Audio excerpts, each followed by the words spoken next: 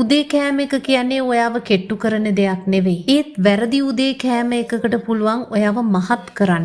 ගොඩක් අය උදේ කෑම එක ගත්තාම හිතන්නේ තමන් සෞඛ්‍ය සම්පන්නයි කියලා. හැබැයි දන්නේම නැතුව දවස පුරාම සිද්ධ වෙන්නේ ක්‍රේවිංස් ඇති වෙන එක විතරක් නෙවෙයි, බඩගින්නයි මේදය තැන්පත් වෙන එකයි වැඩි වෙනවා. ඒ වගේම ඒ පළමු ආහාර වේලෙන් වැරදි සංඥාවක් ශරීරයට යවුවහම ඒක ආයිත් නිවැරදි කරන්න වෙන්නේ නැහැ. ඇත්ත කතාව මේකයි. ඔයාට ස්ලිම් එකට ඉන්න ඕනේ නම් උදේට ගන්න ආහාරය උපාය මාර්ගිකව ලබා ගැනීම තමයි වැදගත් වෙන්නේ. ආහාර පාලනයකින් හෝ කුසගින්නකින් නැතුව ඔයා ස්ලිම් එකට ඉන්නේ කොහොමද කියලා මම ඔයාට දැන් කියන්නම්. මුලින්ම අපි දැනගමු ඇයි මේ උදෑසන ආහාරය මේ තරම්ම වැදගත් කියලා. ඒකට ප්‍රධානම හේතුව තමයි මේ උදෑසන ආහාරයෙන් තමයි ඔයාගේ මුළු දවසම පාලනය කරන්නේ. ඔයාගේ පරිවෘත්තීය ක්‍රියාවලිය උදේට ගොඩාක් සංවේදී. ඉන්සුලින් සහ කෝටිසෝල් වගේ හෝමෝන ඉන්නේ හොඳටම ප්‍රතිචාර දක්වන තැනක. ඒ කියන්නේ උදේ කෑම වේලෙන් මේ කියන දේවල් දෙකෙන් එකක් කරනවා කියන එක. රුධිරයේ සීනි මට්ටම ස්ථාවරව තියාගන්න. මේ නිසා මේදය දහනය වීම දිගටම සිද්ධ වෙනවා.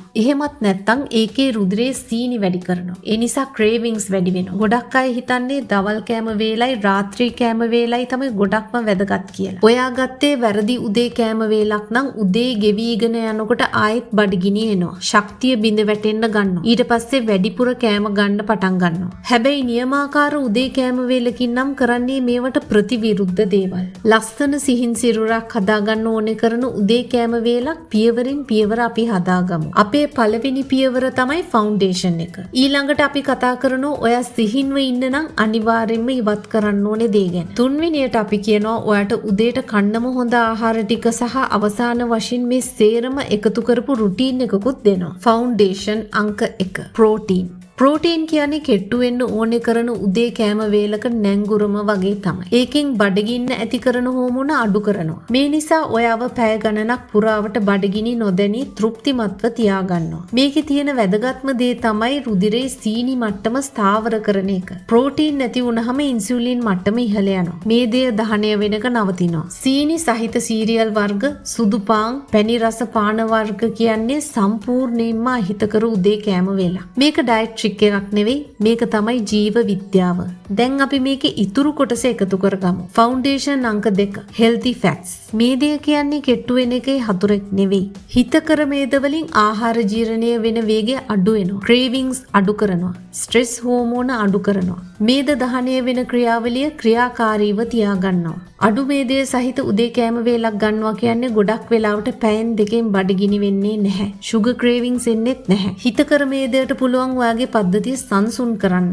සංසුන් වුණ පද්ධතියකින් මේදය හොඳින් මුදා හරිනවා. දැන් අපි කතා කරමු උදේ කෑම වේලක තියෙන්න පුළුවන් ලොකුම වැරදි වලින් එකක් ගැන. ඒ තමයි සීනි අධික සහ පිරිපහදු කළ කාබෝහයිඩ්‍රේට් සහිත ආහාර ගැනීම. පාන්, බර උදේ කෑම වේලක්, පැණි රස තේ, බිස්කට්. මේ කෑම වලින් රුධිරයේ සීනි මට්ටම වේගෙන් වැඩි කරනවා. ඉන්සියුලින් ඉහළ යනවා. මේදය තැන්පත් වෙන්න පටන් ගන්නවා. ඉක්මනින් ආයෙත් බඩගිනි වෙනවා. මේ හින්දා තමයි ගොඩක් මිනිස්සුන්ට දැනෙන්නේ මම දැන් කෑවා ඒත් මට ආයි බඩගිනිනේ කියලා. මේක දුර්වලකමක් නෙවෙයි. ඒක තමයි රසායනය. දැන් අපි බලමු උදේට කන්න ඕනේ කෑම මොනවද කියලා. අංක 1 බිත්තර. බිත්තර තමයි කෙට්ටු වෙන්නත් ගන්න පුළුවන් උදේ කෑම වේලක ගෝල්ඩ් ස්ටෑන්ඩඩ් එක. අංග සම්පූර්ණ ප්‍රෝටීන්, හිතකර මේද වගේම දිගු කාලයක් බඩ පිරීලා තියෙන ගතියක් බිත්තර වලින් ලබා දෙනවා. උදේට බිත්තර කෑමට ගන්න පුද්ගලයන් දවසේ ඉතිරි වේලාවල් වලදී කෑමට ගන්නේ අඩු කැලරි ප්‍රමාණයක්. ඒ වගේම රුධිරයේ සීනි හොඳින් පාලනය කරලා තියාගන්නවා. බිත්තර ඔයාව මහත් කරන්නේ නැහැ. ඒවා මේදය ගබඩා වීම වළක්වලා දෙනවා.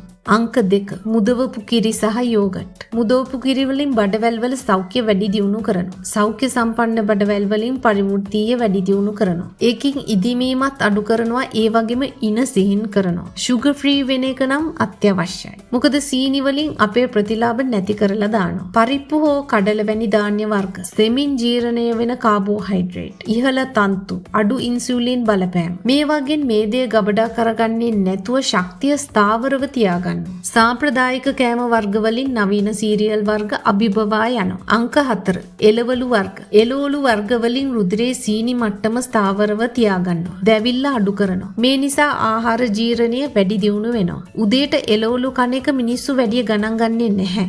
ඒව තමයි ප්‍රබලම කෙට්ටු වෙන උපාංග. අංක 5 හෙල්දි ෆැට්ස් අඩංගු ආහාර. පොල්, අලිගැට පෙර, ඇට වර්ග. මේවා ආහාර ජීර්ණය වෙන වේගය අඩු කරනවා වගේම ක්‍රේවිංස් අඩු කරනවා. ඒ නිසා පොඩ්ඩක් කෑවත් ඇති.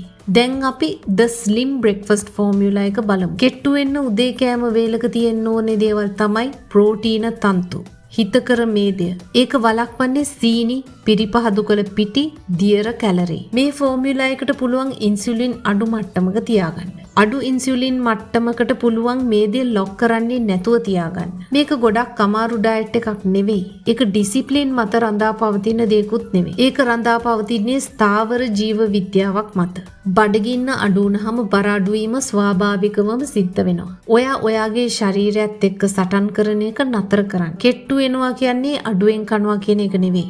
කෙට්ටු වෙනවා කියන්නේ නියම වේලාවට නිවැරදි කෑම ගන්නවා කියන එක. උදේ කෑම වේල තමයි මේ කෑම වේල තුලින් වැදගත්ම කෑම වේල වෙන්නේ. ඒ නිසා ඒකට හරිම දේ දෙන එකෙන් දවසේ ඉතිරි කාලයත් පහසු වෙනවා. ඔයාට කෙට්ටු වෙන්නත් පුළුවන් වෙනවා. කෙට්ටු වෙන්න නම් කැපකිරීම කරනවට වඩා කරන්න ඕනේ හරි දේ හරියට කරන එක. ඔයාට මේ වගේ තවත් වැදගත් දේවල් ගොඩක් මේ ස්ක්‍රීන් එකේ පේන වීඩියෝ එක ටච් කරලා දැනගන්න පුළුවන්.